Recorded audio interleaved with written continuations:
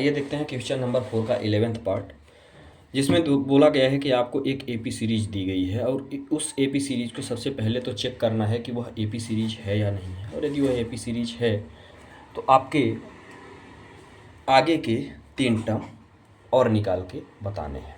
ठीक है, तो चलिए देखते हैं इस प्रश्न में कि यह एपी है या नहीं है।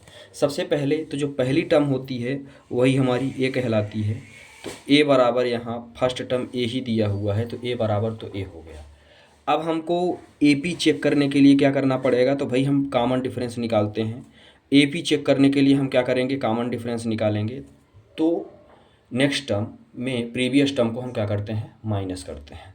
और यदि हमारा माइनस करने के बाद क्या होता है, यदि डिफरेंस सेम आता है तो वो हमारी क्या कहलाती है, एपी होगी, अदरवाइज नहीं होगी। भाई सबसे बड़ी चीज़ ये है कि ये जो टर्म है ये A2 है, ये A है, तो A2 माइनस ए। अगले में चलेंगे तो A3 माइनस A2 हो जाएगा, तो ये क्या हो जाएगा A3, और ये हो जाएगा माइनस का A2, और यहाँ पे हो जाएगा A4 और माइनस का A3।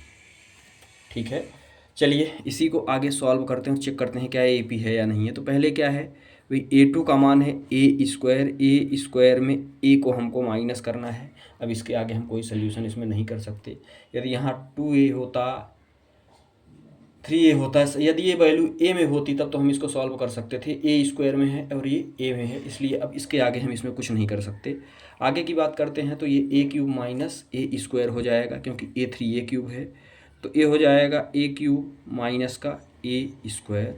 ठीक है, सेम कहानी यदि हम आगे की बात करते हैं तो अगली टर्म है A4 में A3 को माइनस करना है, तो ये हो गया a⁴ माइनस का a⁴ a क्यूब, है ना। अब हम आगे की यदि इसमें बात करें तो ध्यान से देखिएगा, यहाँ पे हमारा क्या है, यहाँ पे हमारा डिफरेंस जो है, यहाँ पे ए स्क्वायर माइनस ए आ रहा है, यहाँ पे ए क्यूब माइनस ए स्क्वायर आ रहा है, यहाँ पे A4 माइनस ए क्यूब आ रहा है। तो मेरा जो डिफरेंस है वो सेम नहीं है। तो अब आप एक लाइन यहाँ पे लिख देंगे,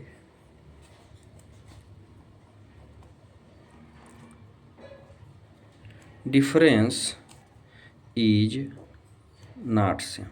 जो डिफरेंस है वह सेम नहीं है, इसलिए ये क्या होगा, so it is not AP, it is not AP, इसलिए यह एपी नहीं है।